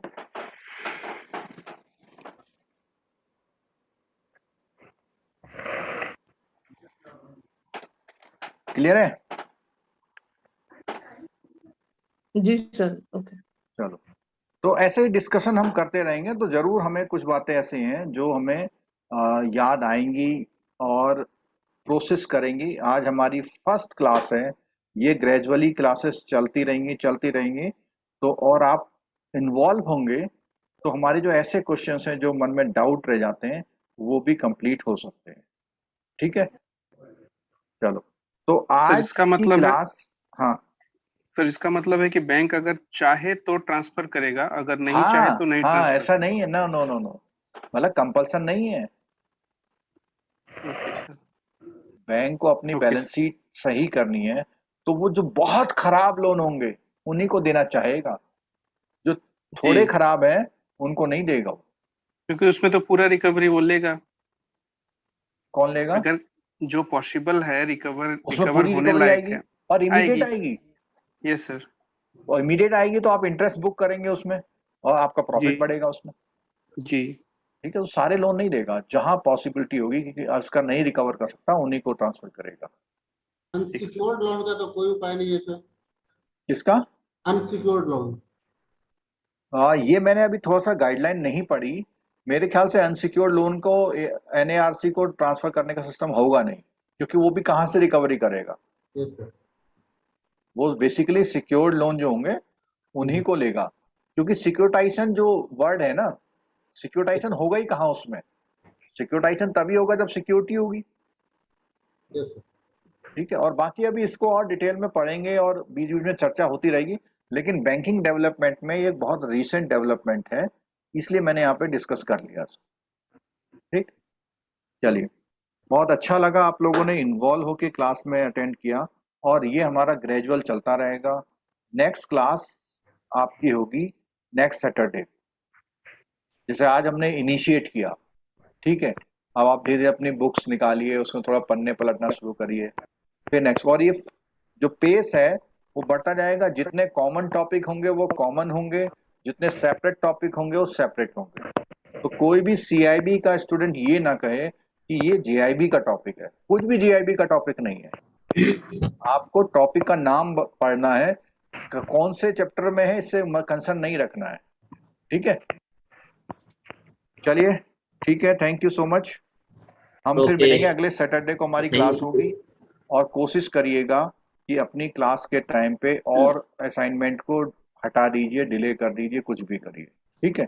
और ये मैं थोड़ा सा बुक में भी दिखाता हूँ, अगर आप इन चैप्टर को पढ़ना चाहें, फर्स्ट चैप्टर को, तो देखिए ये सब चीजें हमने आज कवर करी थी। अगर आपको स्क्रीन में दिखाई दे रहा है, ये सारी चीजें स्क्रीन में दिखाई दे रही है। देखो, ये हमने फाइनेंशियल मार्केट को कवर किया था, money market, debt market, forex market, capital market, और मनी में call, notice, term money, CD, ICD, CP, और दो चीजें और हैं, रेपो और कमर्शियल बिल और ट्रेजरी बिल। अगर हम बात करें डेट मार्केट की, तो बॉन्ड्स की बात थी, गवर्नमेंट सिक्योरिटी की। गवर्नमेंट सिक्योरिटी सेंट्रल गवर्नमेंट और स्टेट गवर्नमेंट। बॉन्ड की बात करें तो फाइनेंशियल इंस्टीट्यूशन बॉन्ड जारी करते हैं, जैसे आरबीआई जारी करता है। PSU bond, public sector undertaking होती है, वो बॉन्ड जारी करते हैं, और कुछ कॉर्पोरेट भी बॉन्ड जारी करते हैं, ठीक है। ये चीज हमने पढ़ा। सेगमेंट के फाइनेंशियल मार्केट की बात करी थी हमने। ये जो इसमें येलो कलर से दिखाई दे रहा है आपको राइट अप में, ये मैटर ऐड हुआ है आपकी पुरानी बुक से न्यू बुक में। तो यहाँ पे आप स्क्रीन रोक के इस चीज को स्टडी कर सकते हैं कि क्या चीज ऐड हुई है, आपकी बुक से कंपैरिजन भी है इसमें, ठीक है। और ये फाइनेंशियल सिस्टम की बात करी थी हमने, तो फाइनेंशियल सिस्टम में वो सारी चीजें कवर करी थी। देखते हैं, हाँ, दो चीज छूट गई है, वो यहाँ देख लेते हैं। क्या क्या छूट गया था हमारा छूट गया था आपका लिस्टेड कंपनी। इसके बारे में हम कोई पॉइंट नहीं रेज कर पाए थे। तो लिस्टेड कंपनीज भी क्या करती हैं, जो सरप्लस लोगों से पैसा लेती हैं और यूज करती हैं, ठीक है। और हमारा मर्चेंट बैंकर हो गया था। हाँ, एक वर्ड है FII। तो FII जो फॉरेन से मनी को लाता है, ये सरप्लस इंडिया का ही नहीं, फॉरेन में भी अगर सरप्लस है तो उसको इंडिया लाता है और उसको यहाँ पे इन्वेस्ट करता है। डिपॉजिटरी की बात करें, एक कस्टोडियन की बात नहीं करें। कस्टोडियन वो होता है जो रिसीट इश्यू करता है। अब रिसीट इश्यू करने से मतलब क्या है, रिसीट में एक गारंटी लेता है कि ये मनी मेरे पास है, आप इसको, इस रिसीट को ले लीजिए, इसका पैसा मैं दूंगा आप, ठीक है। ब्रोकर की बात हुई थी, स्टॉक एक्सचेंजेस की बात नहीं कर पाए थे। तो स्टॉक एक्सचेंजेस क्या है, बेसिकली शेयर मार्केट जिसको हम बोलते हैं, ठीक है। तो ये पॉइंट है। और यहाँ पर हमारा इंश्योरेंस एंड पेंशन का रेगुलेशन था पूरा। तो ये बुक में भी एज इट इज दिया हुआ, लेकिन अंडरस्टैंडिंग के लिए आप लोग एक बार उसमें देख लीजिएगा, ठीक है। फंक्शन की बात हम बाद में करेंगे। ये तो JIB की बुक है ना सर? हाँ, ये अभी JIB का, CIB का ट्रेजरी वाले से उठाएंगे आप। सर कौन सा सेक्शन है? एक ये नया चीज आ गया है, देखिए। तो हमारी चीज में स्मॉल फाइनेंस बैंक। ये JIB की कौन सी बुक है? JIB की PPB न्यू एडिशन है, आपके एडिशन में नहीं होगा शायद, हमारे न्यू एडिशन की बुक से है, ठीक है।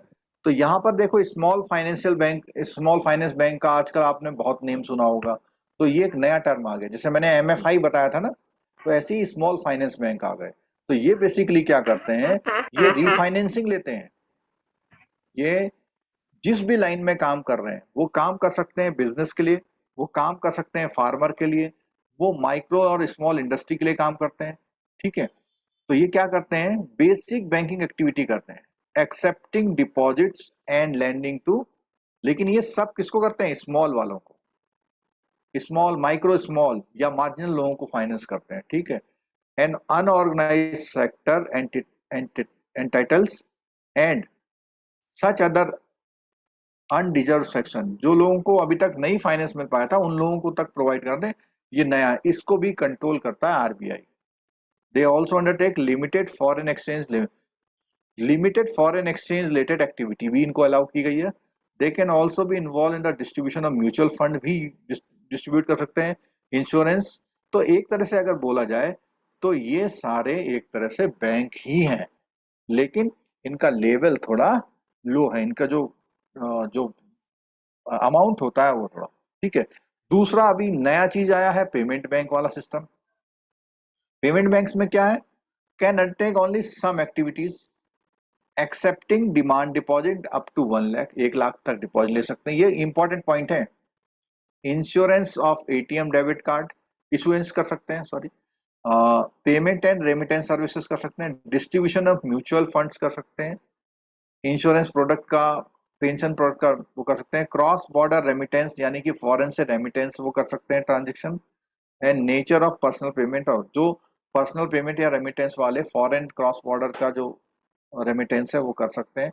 तो ये बात आई पेमेंट बैंक की, ठीक है। आरआरबी है और एलएआरबी के बारे में आपको पता रहता है प्राइमरी। इन इन इन सब के बारे में थोड़ा थोड़ा मैं आगे बात करूंगा, ठीक है, नेक्स्ट यूनिट में बात करेंगे इन सब के बारे में थोड़ा थोड़ा, ठीक है, और इस तरह चलता रहेगा।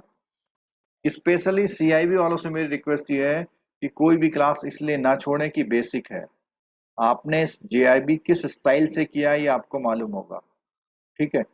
तो कोशिश करिएगा सारी क्लास में रहिएगा। हाँ, ये पीडीएफ शेयर कर देंगे हम लोग जूम में, ठीक है, वो आप यूज कर सकते हैं। चलिए, तो आज हम इस क्लास को यहीं पर एंड कर रहे हैं और उम्मीद करते हैं कि आप रेगुलर क्लास में बने रहेंगे। अगर रेगुलर क्लास में बने रहेंगे तो रिजल्ट आपके अच्छे रहेंगे, ये हमारी गारंटी है। मैं अगर 1-2% का नहीं छोड़ दिया जाए तो जो रेगुलर क्लास लेते हैं, रेगुलर पढ़ाई करते हैं, उनका जेआईबी हो या सीआईबी निकल जाता है। बाकी हम लोग मेहनत करते रहते हैं, नए नए न्यूज़ को कंपाइल करते हैं, उसको रिलेट करते हैं आजकल के करंट सिनेरियो से और आप तक पहुंचाने की कोशिश करते हैं। जब हमारी क्लासेस ले लें उसके बाद जरूर एमसीक्यू करें। आपको कहीं से कुछ मना नहीं है, आपको जहां से भी नॉलेज मिलती है आप लीजिए, इसके लिए कोई हमारा कंपल्सन नहीं है कि कहीं से आप हमसे ही पढ़िए, कहीं जहां से ही पढ़ें पढ़ते रहिए। अच्छी तरह पढ़ के जाएंगे तो पेपर आपका निकल सकता है, ठीक है। एक क्वेश्चन पूछा हुआ है, बैड बैंक किस कैटेगरी में आएगा? बैड बैंक बेसिकली आरबीआई के ही कंट्रोल में काम करेगा, एआरसी की तरह। चलिए, thank you so much.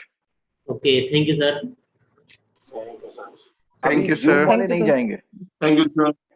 Zoom वाले अभी आउट नहीं होंगे। मैं यूट्यूब वालों को थैंक यू सो मच बोला मैंने। Okay sir, okay. कुछ बातें प्राइवेट भी होती ना हम लोगों की। सर मीना हाँ। जी है? मीना जी अब वो कहीं ये ना सोच रहे हो कि नहीं मैंने तो पिछली बार क्लास ले ली है। मीना जी नहीं है शायद आज क्लास में। पहले तो देखा था। थे, आए थे? अरे अरे सर, क्या हो है मीना जी, सर। कैसे चुप बैठे हो? क्लासेस तो सब लो, किसी तरह मैनेज कर लो। हाँ, कोई क्वेश्चन कोई पूछना चाह रहे हैं तो पूछिए अब लोग। मीना जी, अब की पेपर निकालना है आपने? हाँ सर, इस बार निकाल लूंगा। एक तो निकल गया, एक तो निकल गया, वो लास्ट वाला। दो रह गए हैं, दो रह गए। मेहनत करिए और मेरा भी बढ़िया से। रिटेल निकल गया मेरा भी सर। आपका भी रिटेल निकल गया? Yes sir. चलो, लेकिन आपको मेहनत ज्यादा करनी पड़ेगी अब। Yes sir, yes sir. हाँ, क्योंकि इसमें 50-50 लाने पूरे, Right. 45 नहीं अब। Yes yes. और कोई क्वेश्चन जूम में कोई क्वेश्चन पूछना चाहते हैं? यूट्यूब मैंने बंद कर दिया है। सर मेरा भी रिटेल निकला हुआ है सर, मैं के दास बोल रहा हूँ। अच्छा, आपका भी रिटेल निकला हुआ है? जी सर। चलिए ठीक है, अगर ये लगातार एग्जाम ना रखें, संडे संडे रख लें तो बढ़िया रहेगा। 7 दिनों का टाइम रिवीजन के लिए काफी होता है ना। ये एक प्रॉब्लम हो जाती है सर, अभी लास्ट 2 बार से देख रहा हूँ मैं। हाँ सैटरडे संडे कर दे रहे हैं। हाँ, ये लास्ट 2 बार से कर दिया है। देखो इस बार शायद ना करें, क्या पता। कोरोना की वजह से किया ना। वो कोरोना क्या, उन्हें जल्दी कंपाइल करना था ना पूरा। हाँ सर।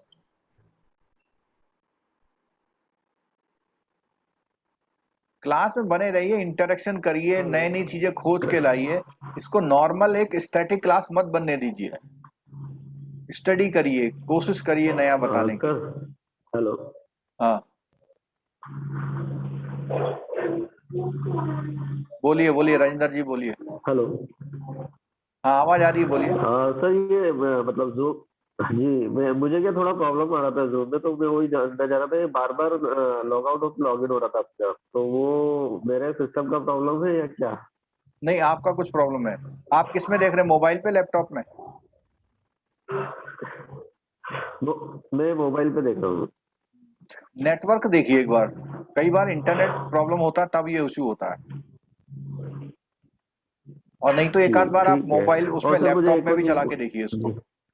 ये सर एक्चुअली हैवी जी जी एप्लीकेशन है ना, सर, मुझे इसीलिए एक और चीज नेटवर्क पूछनी उसका थी तगड़ा चाहिए। हाँ कि मुझे बुक्स लेना था, तो लेटेस्ट जो एडिशन है वो एक हाँ। बार मुझे वापस बता दीजिए, क्योंकि मैं हो सकता है आपने बताया ये बट जो मैं आपका पीपी आपका जेआईबी सीआईबी है? सर CIB है फर्स्ट टाइम, मतलब अभी JIB क्लियर करके CIB में एंट्री अच्छा, लिए जेआईबी क्लियर क्लासेस कर में। लिया तो आप 2018 के एडिशन की बुक लेंगे, वाइट कलर की बुकें हैं, ठीक है।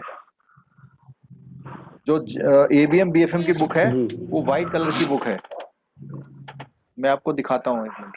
जी सर, जी सर, ये वाली बुक लेनी है आपको, ओके सर, वाइट कलर की है, ABM BFM दोनों ऐसे ही हैं, ठीक है। ओके सर, जी सर। 2018 का एडिशन हाँ, लेना है सर। 2018 का एडिशन है ये। एडिशन नया भी आ सकता है, लेकिन 18 से पुराना मत लीजिएगा। जी इसको जी इसमें बुक का नाम ठीक दिया है है सर, सेकंड एडिशन, बुक में नेम दे रखा है इन्होंने, सेकंड एडिशन दिया हुआ सेकंड है। एडिशन, ओके सर,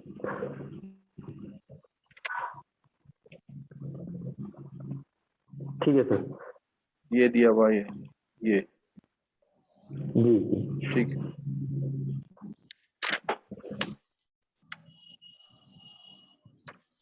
और किसी को क्वेश्चन पूछने हैं तो पूछिए। हेलो हेलो हाँ बोलिए। सर, स्ट्रेटजी बताइए ना, मतलब आप रिटेल तो बाद में करवाओगे कि पहले से शुरू करेंगे रिटेल बैंकिंग? देखो, रिटेल में 1 वीक का टाइम तो हमें वैसे नॉर्मल मिलता है, इस बार तो 15 दिन का मिल गया था हमें। लेकिन जैसे जब हम जेआईबी की बहुत सारी क्लास लेते हैं, तो बहुत सारी जेआईबी की क्लास का डायरेक्ट रिलेशन रिटेल से होता है। मुझे कोई लोग पुराने स्टूडेंट बताइए, क्या म्यूचुअल फंड से कोई क्वेश्चन आया था रिटेल में? नहीं सर। इंश्योरेंस से थ्योरी था सर, थ्योरी। क्या था?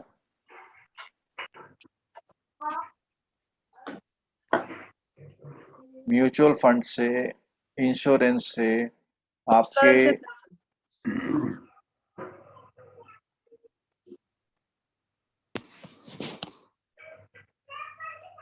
सरफेसी एक्ट से, रिकवरी से, डेप्रिसिएशन से, वर्किंग कैपिटल एडवांस से। सर्विसेज से तो आता है क्वेश्चन। किससे? सर्विसेज से। सरफेसी से तो कई क्वेश्चन आए थे रिकवरी वाले में ना। वो लास्ट नाइट हमने जो क्लास ली थी उसमें 7-8 क्वेश्चन आए थे उस क्लास में से। Yes sir, yes sir. हाँ सर, उससे आया था। और आपका जो प्रोडक्ट्स हैं, ट्रांसफर प्रोडक्ट हैं, रेमिटेंस प्रोडक्ट हैं, इसके आईटी प्रोडक्ट हैं, ईसीएस है, इनसे क्वेश्चंस हैं, केवाईसी है। तो कई सारे चैप्टर रिटेल में हम लोग जेआईबी के बेसिक टॉपिक को बोलते हैं कि ये रिटेल में भी आता है, तो वहां से कवर करेंगे। डिजिटल प्रोडक्ट अब कॉमन हो गए हैं जेआईबी में भी और रिटेल में भी। बॉन्ड वैल्यू का भी था स्कीम सर। दोनों में कॉमन हो गई हैं, जेआईबी में भी और रिटेल में भी। तो इसको हम इस तरह करेंगे, वही जो कुछ चीजें पैरेलल चलती रहेंगी, कुछ रह जाएंगी तो वो लास्ट में ही कवर करेंगे। फर्स्ट और सेकंड निकाल लीजिए, बहुत मेहनत करिए शुरू से। जितने पुराने स्टूडेंट हैं उनको रिक्वेस्ट है कि किसी भी तरह का वो मत करिए, अपने नोट्स बनाइए, रिवीजन करिए, जो भी कर सकते हैं करिए, लेकिन एग्जाम को निकालने के लिए कसम खाइए आप, तभी होगा ये। सर मॉड्यूल बी इस बार अच्छे से करा दीजिएगा। बिल्कुल, मॉड्यूल बी ABM तो हमने एबीएम में, बीएफएम में, एबीएम सर, एबीएम में। एबीएम में हमने मॉड्यूल बी 2 बार कराया था। सर शायद आपने लेट तो नहीं ज्वाइन किया था? अभी ज्वाइन किया था मैंने। अच्छा, अभी तो चिंता नहीं करिए। मैं सोचा कि आप पिछले बार वाले। नहीं सर, नहीं सर। हाँ तो बिल्कुल बढ़िया। एबीएम का मॉड्यूल मेरा मॉड्यूल बी ही नहीं पढ़ के गया था, अगर बी पढ़ के जाता तो मेरा हो जाता सर। नहीं, मॉड्यूल बी तो हमारे वहाँ क्यों, जिन लोगों ने दिया है कोई बताओ, क्या पढ़ाया हुआ आया नहीं आया था?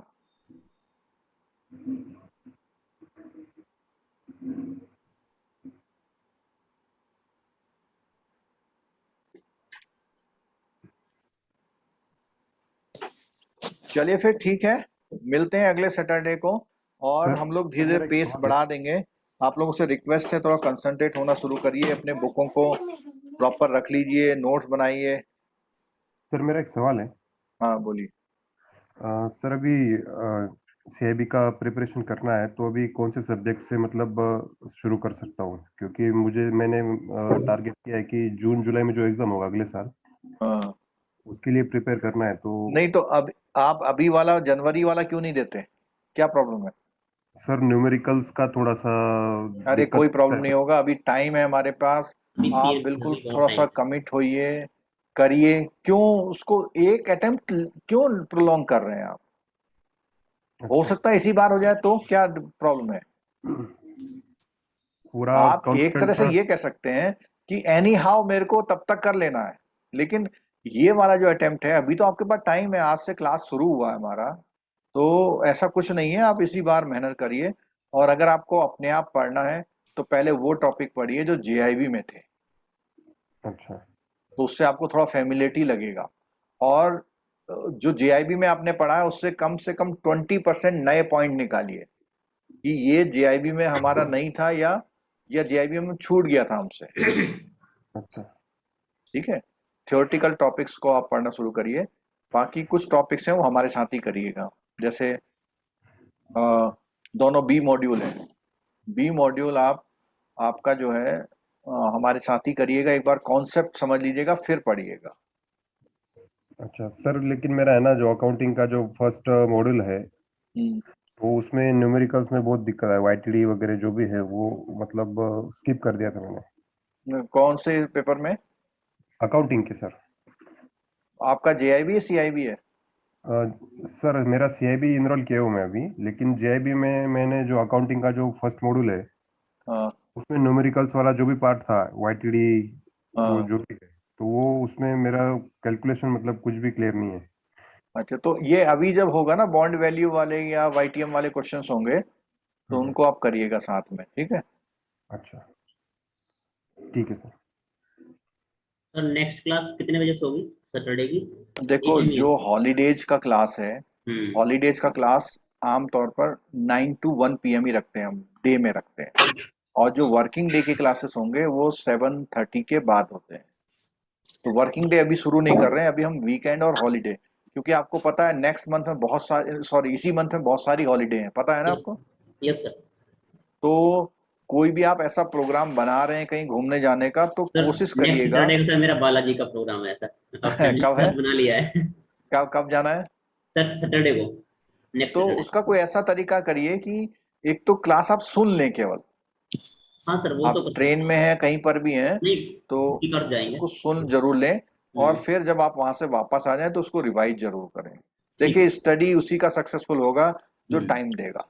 Yes sir yes. अगर आप क्लास नहीं ले पा रहे हैं तो आप वापस आके उसको सुनिए, एक बार जोर से तेज चला दीजिए घर में, ठीक है? सर यूट्यूब का लिंक इसमें दे दीजिए आप, है ना, यूट्यूब वाला, ताकि बाद में इसको उसी दिन कल दे दिया था मैंने यूट्यूब का लिंक, कल ही दे दिया था मैंने। यूट्यूब दिया तो है लिंक, कल दे दिया था। एक चीज और था सर जी, अभी रजिस्ट्रेशन प्रोसेस क्या नेक्स्ट एग्जाम के लिए खुले हैं? अभी कुछ नहीं आया। ओके सर, अभी नहीं आया, वो हम इन्फॉर्म कर देंगे जब आएगा ना, ग्रुप में ही बता देंगे। ठीक सर, थैंक यू सर। चलो okay, thank you sir zoom में वीडियो बाद में कैसे रिकॉर्डेड देख पाएंगे? वो हम कोर्स में डालेंगे, जो आपका कोर्स है ना मोबाइल ऐप में। Yes sir. मोबाइल ऐप में एक फोल्डर बना देंगे, उसमें लिख देंगे कि क्लासेस फॉर जनवरी-फरवरी 2022, पर वो 1-2 दिन बाद में डलेगा, ठीक है? अच्छा, जब लाइव क्लास हो जाएगा उसके 1-2 दिन बाद में वो हाँ, मिल जाएगा। वो थोड़ा एडिट करके डालते हैं ना उसको हम। Okay okay okay, no problem. और सर जो प्रीवियसली रिकॉर्डेड है और जो लाइव हो रहा वो है मिलेगा, वो ऑटोमेटिक है वहां पर। हाँ हाँ, ये सब कवर करना है तो सर सफिशिएंट है ना सर? इसके अलावा तो और हो सकता है कवर करने के बाद रिवीजन जरूर करिएगा। पिछले बार में बच्चों का कंप्लेंट रहा कि हमें क्वेश्चन तो समझ में आया लेकिन फॉर्मूला भूल गए। सर इस बार फार्मूला का एक सर बनवा दीजिए। फॉर्मूला का एक साइड ना, वन साइड ना? यस सर, एक फार्मूला एक जगह मिल जाएंगे तो सर रिवाइज हो जाएंगे। लेकिन याद तो करने पड़ेंगे ना। हाँ वो तो सर वो तो सर हाँ ये अच्छा आइडिया सर, इनका सजेशन बहुत अच्छा है। हाँ, नहीं वो एक जगह मिल जाएंगे लेकिन याद तो करने पड़ेंगे आपको। सर याद कर लेंगे, एक जगह मिल जाएंगे तो सर वो बिल्कुल करेंगे सर, ढूंढने नहीं पड़ते ना सर। चलो। हाँ सर। नीलोफर, यस सर, इस बार करना है पक्का? सर कंफ्यूजन है, क्लास में जितने भी हैं उनसे भी शायद आंसर मिल सकता है उस चीज का। हाँ। लैंग्वेज को लेकर सर। हाँ। क्या होता है कि बेसिक मीडियम हमारा हिंदी रहा है। हाँ बेसिक मीडियम, ठीक। अपन जो बुक पढ़ते हैं, आप जब एक्सप्लेन करते हैं वर्ड टू वर्ड पूरा समझ में आता है। पूरा एग्जाम में क्या हुआ है कि ऑप्शन देख के समझ में आ रहा है, बट क्वेश्चन की शायद लैंग्वेज हम समझ नहीं पाए। वो क्या करते हैं, 4 लाइन का क्वेश्चन बना देते हैं। हाँ सर, तो मुझे लगा उसको लिंक करना मुश्किल हो जाता है ना, यही प्रॉब्लम है ना। आप एक काम करो नीलोफर, तूर सर का जो है ना, तूर सर का जो MCQ वाला बुक है, जी सर, वो अरेंज करके उसकी प्रैक्टिस करो बार बार, क्योंकि आपने थ्योरेटिकल पढ़ा हुआ है। अभी सर क्लास के बाद पढ़े ना सर MCQ, कि अभी से करें? नहीं ये मैडम का पिछले बार का है ना। अच्छा इन्होंने क्लास लिया हुआ है एक बार। हाँ। तो इनके साथ वो लैंग्वेज का प्रॉब्लम हो गया, ऑप्शन सब समझ में आ रहा था लेकिन लैंग्वेज नहीं वो पढ़ पाए कि क्वेश्चन पूछ क्या रहा है एग्जैक्टली। ठीक है, तो नाम क्या सर की है, बुक का नाम क्या सर की? सर की बुक का नाम, उनका MCQ करके बुक है उनका। अच्छा सर मेरे पास है, मैं व्हाट्सएप ग्रुप में फोटो भेज दूंगा। हाँ सर भेज दीजिए, वो गलत है, ग्रुप में डाल दीजिएगा सर। नहीं ऐसा नहीं, हमारे ग्रुप में मत डालना, आप डायरेक्ट भेज दो। अच्छा सॉरी सर, ठीक है सर, सॉरी ठीक है, समझ रहे हैं ना बात मेरी? Okay sir. हाँ जी सर, बिल्कुल। आप इंडिविजुअली शेयर करते रहिए जो करना। हाँ सर। सर उसका नाम है सीक्रेट सक्सेस। सीक्रेट सक्सेस, हाँ। अच्छा ये कहीं और की है पब्लिकेशन? सर ये वो सर का ही है, वो उनका एक साइट है 100 सीरीज करके, CIB। अच्छा, 1000 सीरीज करके। तो वो साइट से भी परचेस कर सकते हैं टूर सर का। अच्छा, टूर सर की साइट पे ना। हाँ तो आप कहीं से ले लीजिए, हमें कोई इशू नहीं है, जहां से भी आपको बेनिफिट मिले हम लोग रेडी हैं, आप करिए। ठीक है सर, रिटेल का भी MCQ अवेलेबल हो पाएगा क्या? सर की साइट पे वो देखना पड़ेगा मेरे को। सर ग्रुप में ऐसे कोई स्टूडेंट हैं क्या जिन्होंने हिंदी मीडियम से एग्जाम दिया? आपने क्या मीडियम हिंदी चूज किया था नीलोफर? नहीं इंग्लिश ही किया था, बट ऐसा कोई है क्या? मैं सुनना चाह रही थी, क्या अंतर बहुत ज्यादा आ जाता है? कोई नहीं, है क्या? उसमें जो लैंग्वेज में वर्ड है ना, वो तो आप बिल्कुल नहीं समझ पाओगे। हिंदी नहीं करना चाहिए सर, नहीं करना चाहिए, वो इंग्लिश से कठिन पड़ेगा सर। वो बहुत टफ पड़ता, बहुत सारे। मैंने एक बार बुक देखी ना आपकी JIB की, मैंने JIB हिंदी देखी थी, उसमें समझ में नहीं आ रहा क्या बोल रहा है उधर वो। हाँ, इससे अच्छा तो इंग्लिश वर्ड्स ऐसे होंगे ना, उससे बढ़िया ये है कि आप थोड़ा इंग्लिश में प्रैक्टिस करो। Yes sir.